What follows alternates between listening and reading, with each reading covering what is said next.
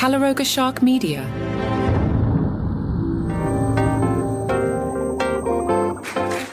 Wow, big hot news just came in. I am Johnny Mac with your daily comedy news, a daily briefing on stand-up comedy, comedians, and the comedy industry, a sentence the algorithm loves. So I just, in my world, I recorded Sunday, and then what you do is you record it. I use a program called Logic on my MacBook, and then you have to bounce the file. So it mixes down everything, and then you send it off somewhere, and that takes like a minute. So during that, I did what I usually do, and I checked my email. Now, this is not in my script. This just hit my inbox. I'm doing this as cold as it gets. The headline, Netflix is a Joke Festival, just added 170 plus shows added to Netflix is a Joke Festival. So you're getting this as I'm getting it, unless, of course, you read the email on Friday afternoon. Again, I'm not working with a script. Let me scroll down here. Is there actual copy? No, there's just a lot of artwork. So I'm going to have to see if they sent this out to Deadline or something. But let's just do it this way. This is fun. This is how the show gets put together. Okay, this is a graphic thing. They have announced Comedy for the Community, the Altadena Eaton Fire Relief, hosted by Dion Cole. Dion's fantastic. Timmy No Breaks at the Comedy Store on the 4th of May. Individual shows from Rosebud Baker, Cheryl Underwood. This is an interesting title. The End, Ari Shafir's renamed storytelling show. I guess others own the rights to the various This Is Not Happening. Tag it with the Sklar Brothers, Chris O'Connor, Jay Jordan, Ron Funches, Christella Alonso and friends, Guy Torrey, and so many more. And in the end, so many more box, Molly Kearney, Yakov Smirnoff, and a bunch. All right, let's bounce over to Deadline. Let's see if there's a story there. We are producing the show live on tape, my friends. Nothing there. We'll check Variety. This is how the show gets put together. I could edit this out. No, nothing there either. Also, Friday afternoon is a weird time to announce anything. Nope, hasn't hit the wires yet. Maybe I'll have more for you tomorrow. My original number one story, very similar. South by Southwest unveils 2026 comedy lineup. Their lineup, Bill Burr, he's back from Riyadh, as you know, Chelsea Peretti, Devin Walker, Eric Andre, Frankie Quinones, and Natasha Leggero, among dozens of participants. It is the 19th edition of South by Southwest Comedy. Let me see who else here. Some names you might know. Jared Freed, Pete Lee. Nope, I think I could read you 50 names, but I think I read you the big ones. During South by, there will be an edition of Don't Tell Comedy All-Stars featuring alumni of the Don't Tell Comedy Secret Sets series. That'll be at the Creek of the Cave on Saturday, March 14th. Some of the events include Bombing with Eric Andre. Eric Andre hangs with friends to talk about, you say it with me, bombing. Comic Relief and The Moth present Funny Story. Two powerhouses unite for an unforgettable evening of stories. The Moth, whose live storytelling events and beloved podcasts have brought over 65,000 true personal stories to audiences worldwide, partners with Comic Relief. Dropout will host Crowd Control, a live stand-up show where the audience is the main material. Looks like Dropout is all over this thing. They'll also host Dirty Laundry, which is 4 guests telling secrets, and then you have to guess who the secrets belong to, and you can also have some beverages. Dropout Improv. In this show, hosted by Kurt Maloney, improv skills will be on show for a night of varied games and freewheeling comedy. Facebook presents stand-up comedy. Now, maybe like 20 years ago, that sentence sounds cool. That just sounds really vanilla, corporate. It's titled Facebook presents stand-up comedy. Could you suck all the cool out of that sentence? Facebook is excited to present an unforgettable evening of stand-up comedy where the global stage meets the comedy stage, ! With 3 billion people connecting on Facebook globally every month, comedians are able to showcase their talent and grow their audience around the world. Now we're bringing this vibrant community to South by Southwest Comedy. Oh my God, that is so corporate. Please. South by has gotten really, this is like the establishment pretending that they're all D. Next up. Fox Entertainment Studios Comedy Showcase featuring the Dress Up Gang and Friends. Let me read that again because I deliberately skipped the last 4 words. I'll give you the full title this time. Fox Entertainment Studios Comedy Showcase featuring the Dress Up Gang and Friends, hosted by Bill Burr. Bill. You had a terrible 2025. You had, I think, the worst year of any of the big comedians last year. You lost the plot, buddy. And now, Bill Burr is hosting the Fox Entertainment Studios Comedy Showcase featuring the Dress Up Gang and Friends. Bill, just call your next special. I'm in this for the money. I know we're all in this for the money. I'm hosting this podcast right now so I can run some commercials during the break. I'm in this for the money. But let's just be honest, Bill. The coolness is gone. What are you doing, Bill? Hosted by Emmy and Grammy-nominated comedian, actor, and director Bill Burr, the evening embodies the bold, fearless spirit of the Fox comedy brand. Guys, the Fox comedy brand is Dennis Leary's military show. What is that called? Going Dutch? That's the Fox comedy brand. The Fox comedy brand is Joel McHale's Animal Patrol or whatever that's called. That's the brand. If you want to tell me, but The Simpsons came out in the 80s, guys.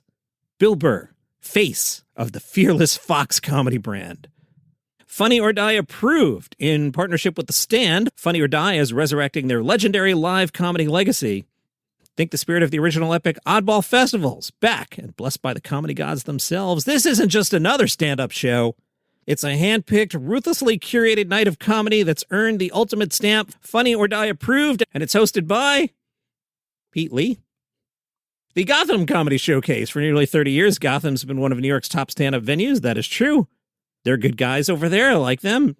Used to regularly see them back in the day when I worked at the old place. My Favorite Lyrics Live. Welcome to the first ever live recording of Devin Walker's podcast, My Favorite Lyrics, the show where we talk about music lyrics. The Stand is producing a couple shows. Okay. How are we doing on time? I feel like I'm long already. No, we got some time still. Okay. You know who's coming out with a book? Dusty Slay, yeah. You know what Dusty Slay called his book? That's right. He's calling it We're Having a Good Time. I guess that makes sense. What else would Dusty Slay call his book? That's his catchphrase. In We're Having a Good Time, Dusty Slay looks back on his early days, including dropping out of college at age 18 and getting arrested at 19, which interrupted his plans to join the Army. In his early 20s, Dusty Slay left his Alabama hometown for Charleston, South Carolina, where he worked in a seafood restaurant while building a stand-up career during evening open mics. Dusty Slay recounts his journey from pesticide salesperson to touring comedian, along with stories from his childhood performances and more.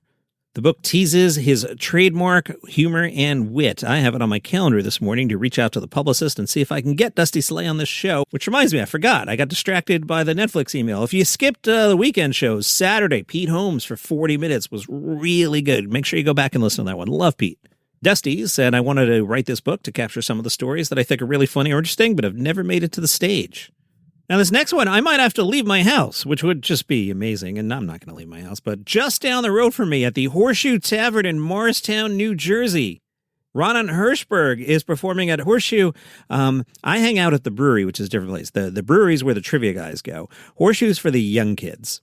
Although sometimes this, if you're from this area, you know who the nerds are. They're like this local legend cover band. They're really a lot of fun. They play Horseshoe sometimes, but Horseshoe's for the young kids. But tonight, it's Purim Comedy Night at the Horseshoe Tavern. Ronan Hirschberg will be there. Rabbi Moshe Gurevitz says Purim is about joy, resilience, and Jewish pride. Comedy Night is a way to celebrate the holiday in a fun, meaningful, and uplifting way. I love this.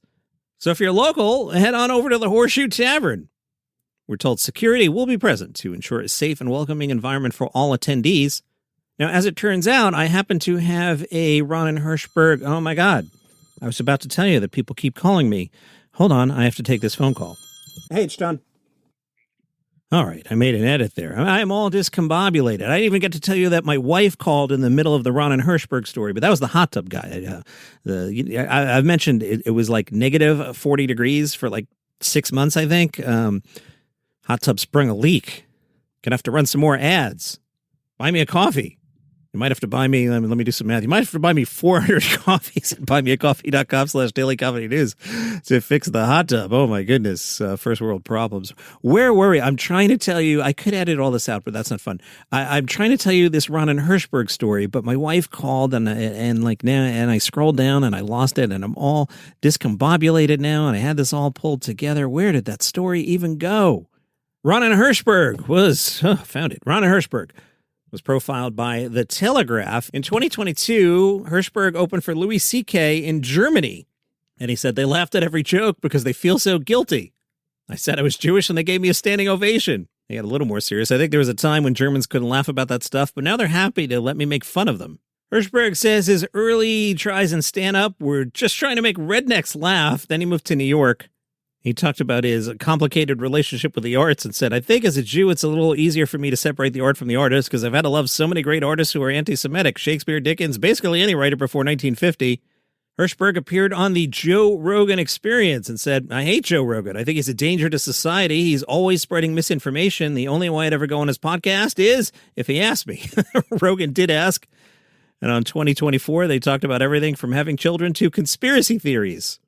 Hirschberg says, Rogan was extremely nice to me. A lot of my anger towards him started later. I didn't make fun of him until he out on Elon Musk defending the defunding of U.S. aid. That was such a horrible atrocity, and to see him there with Joe Rogan laughing at his stupid jokes made me furious. I don't think Joe Rogan has bad intentions, but I do think he has an agenda to attack the credibility of academia and mainstream journalism, and that's really dangerous. Like endorsing Trump, using his influence to help him get elected. If you can't get mad at someone for that, who can you get mad at? I'm exhausted. I don't know why. This particular episode that you're listening to right now is taking a lot out of me. I don't know if it's the phone calls or the distractions or my computer's jumping all over the pages. I'm trying to read a script. I don't know. Coming up at noon today, Comedy Survivor. The results are incredible. I had so much fun recording the results of Comedy Survivor, so you'll find out who went home. But there's also a new fascinating twist in all this, and I didn't invent the twist. The AI did. The AI pointed something out. Every week, I throw the votes into the AI just to check my work, and the AI has identified, you know what? Come back at noon, and you'll find out what the AI identified. I'm fascinated by this. It's so much fun. If you're new to Comedy Survivor, it's a distinct legal parody of whatever you think I'm distinctly legally parodying. It's called Comedy Survivor, or we put 16 comedians on an island, and every week, the Facebook group votes someone off the island. What you do is you go to Daily Comedy News Podcast Group. Afternoon Eastern today, Monday, you'll see a drawing of me and the latest person voted off the island. And in there, you will write down the name of one of the people who remain. Come back at noon. I'll explain all that then. Currently still on the island, only I know if she's been voted off or not. Atsuko is becoming a celebrity matchmaker.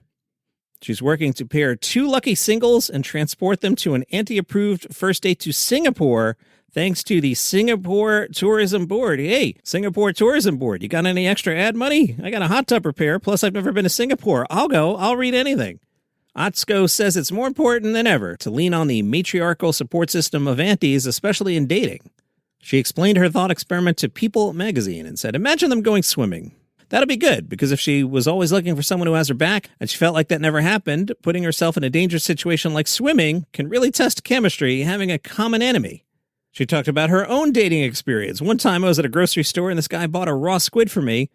She was initially flattered and agreed to the date, but he was super immature and he was like, do you like my house? 3 stories. And I'm like, yeah, I do like your house. And then I started seeing photo of him as a kid everywhere. There were a lot of family photos about, and then I found out it was actually his mom's place. He's like, we have to hurry with this date because she's going to come home. And I was like, can you even afford that squid that you bought me? That's really funny. And from NOLA.com, we learned that Katherine Blandford enjoys the Kentucky Derby. Katherine Blandford, learn that name. That is a comedian to watch, Katherine says. My parents started letting me go to the Derby by myself maybe sophomore year of high school. I understood why they were hesitant. As soon as I walked in, I saw a bunch of men in suits in a circle. I was like, what's going on? I pushed through, and there were girls in nice preppy dresses diving into a mud pit for $100 bills. For her special Catholic cowgirl, she wanted to film it in Louisville and have a painted horse on stage. The Louisville filming didn't work out. She decided to do it at the Riot Comedy Club in Houston, but still wanted a horse. She said, once I had my heart set on having a horse on stage, it wasn't going to not happen. I flew down there to look at party rentals and I couldn't find one. Then I found one on Facebook Marketplace. It was the Renaissance horse from Beyonce's Renaissance tour.